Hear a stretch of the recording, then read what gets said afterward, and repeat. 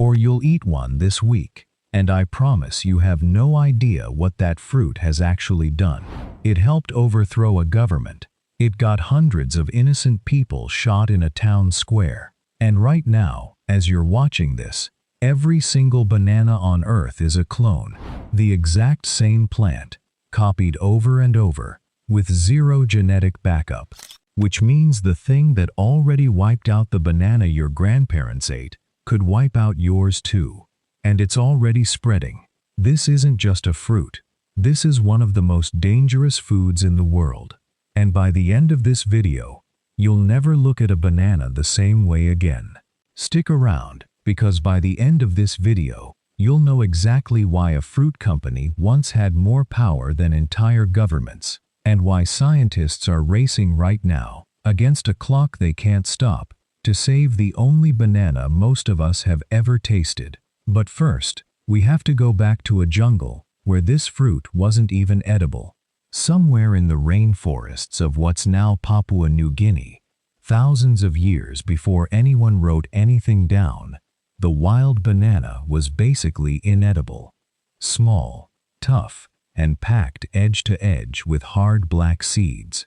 Biting into one was less like eating fruit and more like chewing gravel wrapped in bitter pulp.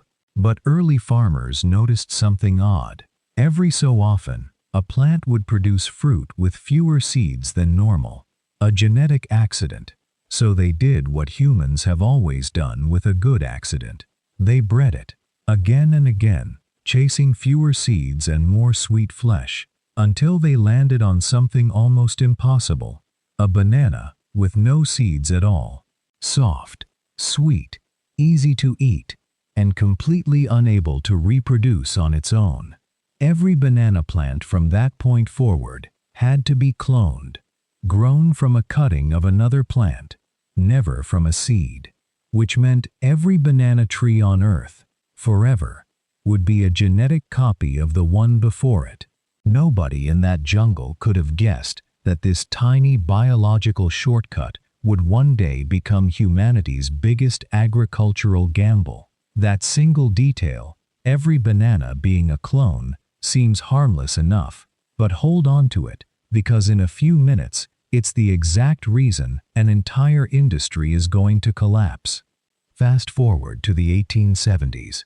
An American railroad builder named Miner Keith was trying to lay track through the jungles of Costa Rica, and it was a slaughterhouse, malaria, yellow fever, snake bites. Keith lost 3 of his own brothers to disease on that project. To make any money while the railroad bled cash, he started planting banana trees alongside the tracks as a side hustle. That side hustle became bigger than the railroad itself.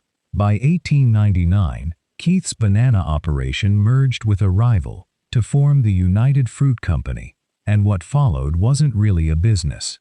It was closer to a private empire. United Fruit owned over 1 million acres across Central America. It controlled the railroads, the ports, the telegraph lines. It paid workers in company tokens that were worthless anywhere except the company store. In some countries, it was more powerful than the actual government. This is where the phrase, "Banana Republic," comes from. A country whose politics exist to serve one company's fruit exports. And United Fruit didn't just influence governments. When Guatemala's democratically elected president tried to redistribute a fraction of the company's unused land to landless farmers in 1954, United Fruit ran a media campaign painting him as a communist threat and got the CIA to overthrow him. Guatemala spiraled into a civil war that lasted 36 years.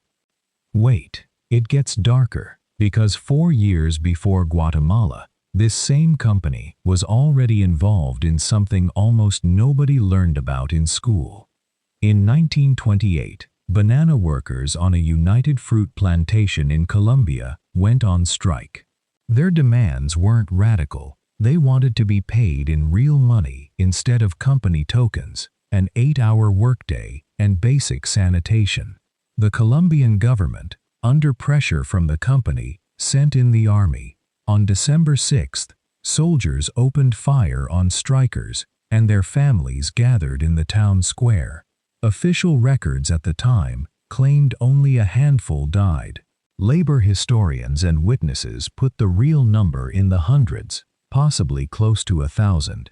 The event became known as the Banana Massacre, and it was later immortalized in Gabriel Garcia Marquez's most famous novel.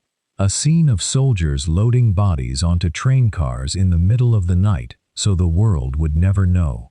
A fruit that costs less than $1 at the store helped bankroll a massacre most people have never heard of.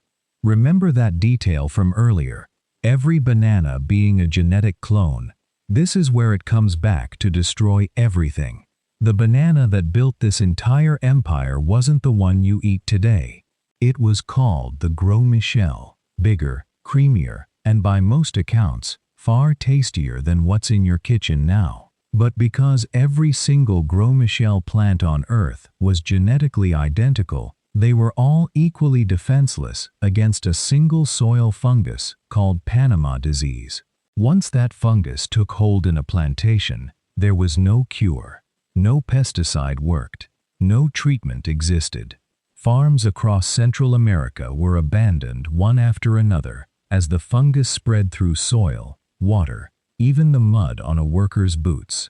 By the 1950s, the fruit that had funded coups and built an empire was commercially extinct. So the industry needed a replacement, fast, and they found one hiding in an English greenhouse. But here's the part that should terrify you. They made the exact same mistake all over again, and it's happening right now. The replacement was called the Cavendish, the banana you actually eat today. It wasn't as tasty as the Gros Michel, but it had one advantage. It was resistant to the fungus that had just wiped out the industry. So the entire world switched to it. And once again, every single Cavendish plant on the planet is a genetic clone. The industry watched a monoculture collapse once, and then rebuilt a brand new monoculture on top of the ashes. In 1990, researchers in Taiwan identified a new strain of that same fungus, one that can infect the Cavendish. It's called Tropical Race 4, and there is still no cure.